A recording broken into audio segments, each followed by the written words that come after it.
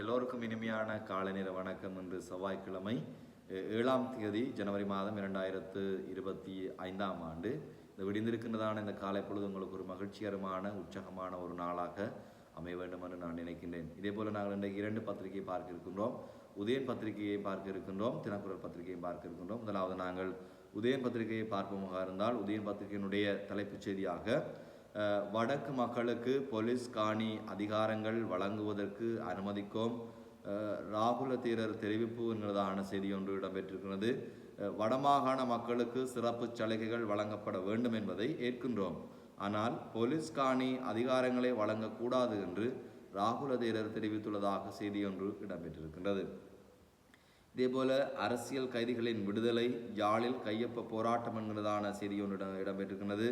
நீண்ட காலமாக சிறையிலே தடுத்து வைக்கப்பட்டிருக்கிறதான அரசியல் கைதிகளை விடுதலை செய்ய கோரி நேற்றைய தினம் யாழ்ப்பாணத்திலே கையெழுத்து போராட்டம் ஒன்று நடைபெற்றதாக நாங்கள் செய்தியிலே கருதுகின்றோம். இதேபோல தூய இலங்கை திட்டம் பேருந்துகள் ஓட்டோக்களின் அலங்காரங்களும் அகற்றம் என்கிறதான செய்தி இடம்பெற்றிருக்கிறது. தூய இலங்கை திட்டத்தின் கீழ் இருக்கின்றதான இந்த செயற்திட்டத்தின் கீழே பார ஊர்திகளாக இருந்தாலும் சரி, அல்லது பஸ் வண்டிகளாக இருந்தாலும் சரி, அல்லது 3 சக்கர வண்டிகளாக இருந்தாலும் சரி, அதில் இருக்கின்றதான தேவையற்ற அலங்கார பொருட்களை நீக்கப்பட்டு வருகின்றதாகவும் செய்தி ஒன்று இடம்பெற்று வருகிறது. இதே போல கட்டாக்காளிகளை கட்டுப்படுத்துங்கள், இல்லையில் நடவடிக்கை, போலீசார் கடும் எச்சரிக்கை என்கிறதான செய்தி ஒன்று இடம்பெற்றிருக்கிறது.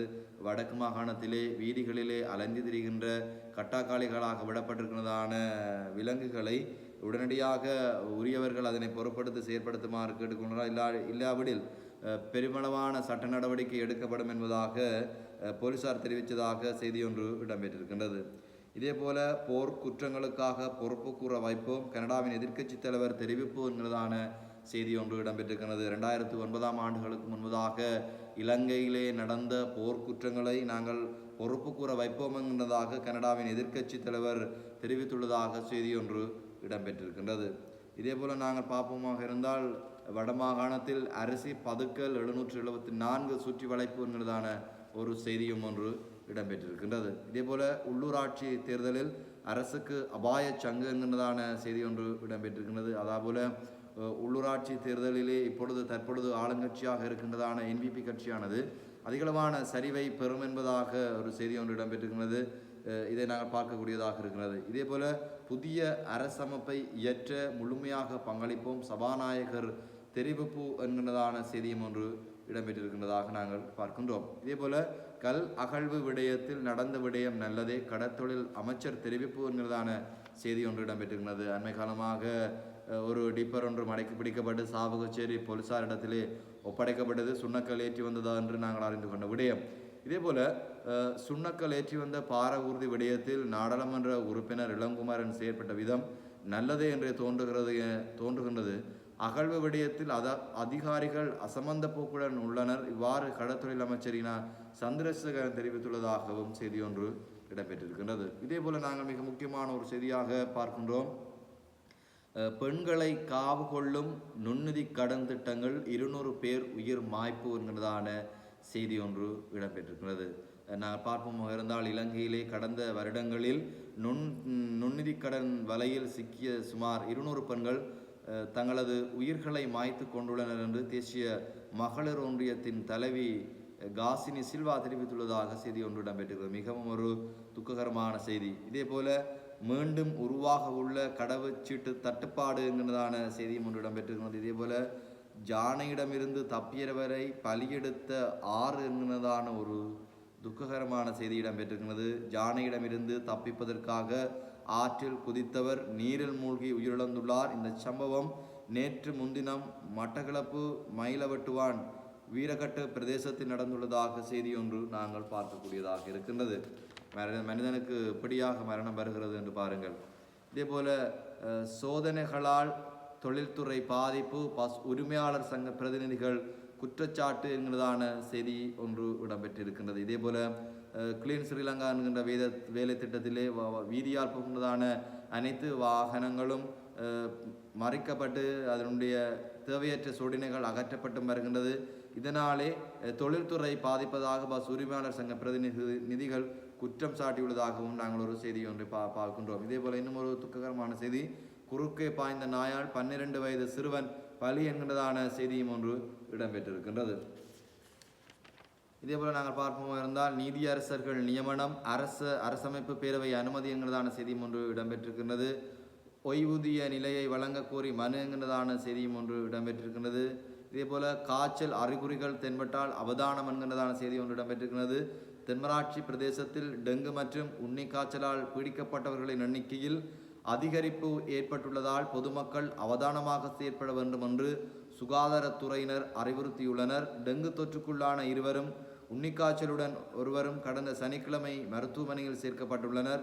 வயல்களில் வேலை செய்வோர் மற்றும் பற்றைகளை துப்புரவு செய்வோர் காய்ச்சல் அறிகுறி தென்பட்டால் அருகிலுள்ள அரசாங்க மருத்துவமனையில் ஆலோசனை பெறுவதுடன் குருதி பரிசோதனை மேற்கொள்வது அவசியம் என்று சுகாதாரத்துறையினர் தெரிவித்துள்ளதாக செய்தி ஒன்று இடம்பெற்றிருக்கின்றது.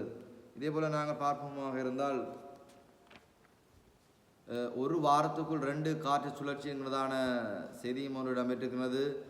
தென்கிழக்கு வங்களா விரிகுடாவில் இன்று முதல் அடுத்த ஒரு வாரத்துக்குள் 2 காற்று சுழற்சிகள் உருவாகும் என்கிறதான சாத்தியம் இருப்பதாகவும் செய்தி ஒன்று இடம்பெற்றிருக்கிறது. இதேபோல ஊடக சுதந்திரத்தில் கை வைக்க மாட்டோம் ஊடக அமைச்சர் தெரிவிப்பு என்கின்றதான ஒரு செய்தியும் ஒன்று இடம்பெறுகிறது. அதாவது ஊடக சுதந்திரம் NPP அரசாங்கத்திலே இருக்கும் என்கிறதான செய்தியும் ஒன்று இடம்பெறுகிறது. அந்த சுதந்திரத்திலே நாங்கள் கை வைக்க மாட்டோம் என்கிறதான செய்தியும் ஒன்று இடம்பெற்றிருக்கிறது. இதேபோல அரசியல் கைதிகளை விடுவிக்க மருதனாமிடத்தில் இன்று போராட்டம் என்கிறதான செய்தி ஒன்று இடம்பெறுகிறது. அதாவது கடந்த காலங்களிலே அரசியல் கைதிகளாக பிடிக்கப்பட்டவர்களை விடுதலை செய்ய கோரி இன்று மருதனாமிடத்திலே கையெழுத்து போராட்டம் ஒன்று நடக்க இருப்பதாக நாங்கள் செய்தியிலே காணக்கூடியதாக இருக்கிறது. இதேபோல அரசாங்கத்துக்கு சொந்தமான இரும்பை விற்க முயன்ற 3 கைது செய்யப்பட்டதாகவும் செய்தியிலே நாங்கள் காணக்கூடியதாக இருக்கின்றது.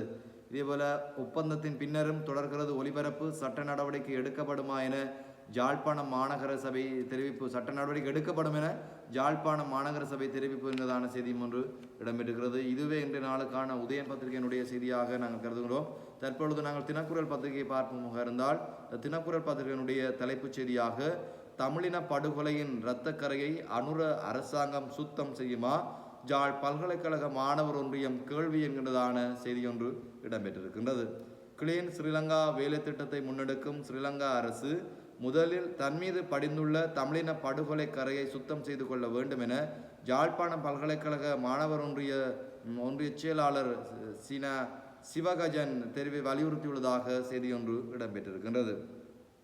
நாங்கள் பார்ப்போமா இருந்தால் ஜாலில் மீண்டும் முளைத்த சோதனை சாவடிகள் என்கின்றதான செய்தி ஒன்று இடம்பெற்றிருக்கிறது. இதே போல நாங்கள் பார்ப்போமா இருந்தால் ரஷ்ய படையில் வலிந்து இணைந்த உறவுகளை மீட்டு தாருங்கள், கொழும்பில் கவன ஈர்ப்பு போராட்டம் என்கிறதான செய்தி ஒன்று இடம்பெற்றிருக்கிறது. நாங்கள் பார்ப்போமா இருந்தால் இலங்கை நாட்டிலே இருந்து வேலைக்காக ரஷ்யா சென்றவர்களை வலுக்கட்டாயமாக ரஷ்யாவினுடைய அந்த இராணுவத்திலே சேர்க்கப்பட்டு அவர்கள் அதிகளவான நிற்கதிக்குள்ளாக இருந்தார்கள் நாங்கள் அறிந்து கொண்ட விடயம்.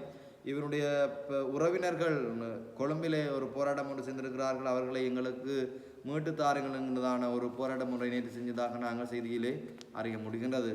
இதே போல திருப்பி அனுப்புவதில் நாட்டின் நற்பெயருக்கு களங்கமாகும் என்கிறதான செய்தி இடம்பெற்றிருக்கிறது. அதாவது ரோஹிங்கியா மியான்மர் நாட்டிலிருந்து வந்தவர்களை திருப்பி அனுப்புவது நாட்டுக்கு நல்ல பெயர் அல்ல என்கிறதான ஒரு செய்தியும் ஒன்று இடம்பெற்றிருக்கின்றது. நாங்கள் இதே போல பார்ப்போம் இருந்தால் ஒரே நாளில் 2 ரயில்கள் தடம்புரல் என்கிறதான செய்தியும் இடம்பெற்றிருக்கிறது.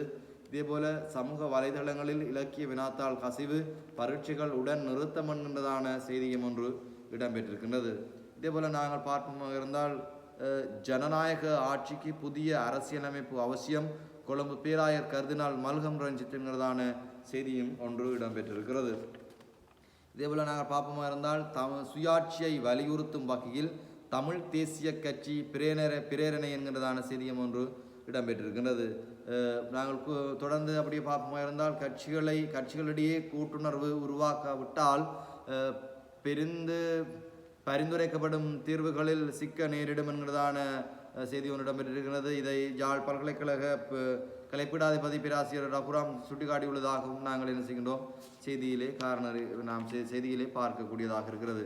இதே போல வெளிநாட்டு செய்தியாக நாங்கள் பார்க்க போகிறதான காரியம் பதவி விலகினார் ஜஸ்டின் ட்ரூடோ என்கின்றதான செய்தியும் ஒன்று இடம்பெற்றிருக்கின்றது. இதே போல போர் நிறுத்தத்தை மீளப் பெறுவோம், கிஸ்புல்லாவுக்கு கடும் எச்சரிக்கை என்கிறதான செய்தி ஒன்று இடம்பெற்றிருக்கிறது. அதாவது லெபனான் தெற்கு பகுதியில் உள்ள லித்தானி ஆற்று பகுதியை ஒட்டி முகாமிட்டுள்ள படையினரை திரும்ப பெற வேண்டும், இல்லையென்றால் போர் நிறுத்த ஒப்பந்தம் வாபஸ் பெறப்படும் என ஹிஸ்புல்லாவுக்கு இஸ்ரேல் எச்சரிக்கை விடுத்துள்ளதாக செய்தி ஒன்று இடம்பெற்றிருக்கின்றது.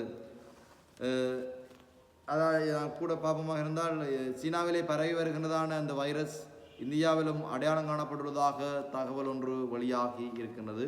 இதுவே நாங்கள் பார்க்கின்றோம். தொடர்ந்து பார்ப்போமாக இருந்தால் துப்பாக்கியை காட்டி மிரட்டி பல வியாபாரியிடம் கொள்ளை என்கிறதான ஒரு செய்தி ஒன்று இடம்பெறுகிறது. எவ்வளவு ஒரு நாடு எங்கே போகுதுன்னு பாருங்கள். ஒரு பல வியாபாரியிடத்திலே துப்பாக்கியை காட்டி பணம் பறித்த சம்பவம் எங்கேயாவது நடக்குமா? இதே போல் நாங்கள் தொடர்ந்து பார்ப்போம் இருந்தால் வைத்தியசாலைக்கு நுழைய முயன்ற போலி வைத்தியர் கைது என்கிறதான செய்தி ஒன்று இடம்பெறுகிறது. அதாவது குருநாகல் பொதுநா வைத்தியசாலைக்குள்ளே முயன்ற ஒரு போலி வைத்தியருங்கிறதான ஒரு செய்தி ஒன்று இடம்பெற்றிருக்கின்றது. இதேபோல் நிர்ணய விலையால் பாதிக்கப்பட்டுள்ள எமக்கு தீர்வு வழங்காவிட்டால் அரிசி விற்பனையை நிறுத்துவோம் என்கிறதான ஒரு செய்தியும் ஒன்று இடம்பெற்றிருக்கின்றது. இதுவே இன்றைய நாளுக்கான தினக்குரல் பத்திரிகையினுடைய உதயன் பத்திரிகையினுடைய செய்தியாக நாங்கள் கருதுகின்றோம். நாளையும் உங்களை சந்திக்கும் வரை நன்றிகள் கூறி விடைபெறுகிறேன். நன்றி, வணக்கம்.